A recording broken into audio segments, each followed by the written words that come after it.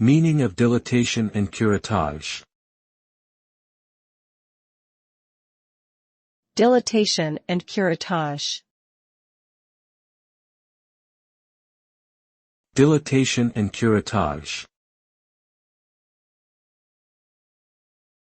Dilatation and curettage. Dilatation and curettage.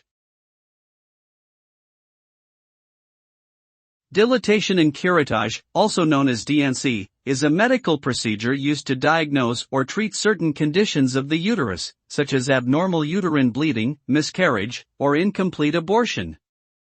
The procedure involves dilating the cervix and scraping the uterine walls with a spoon-shaped instrument called a curettage to remove tissue. The results of the procedure may include relief of symptoms, diagnosis of a condition, or confirmation of a suspected diagnosis.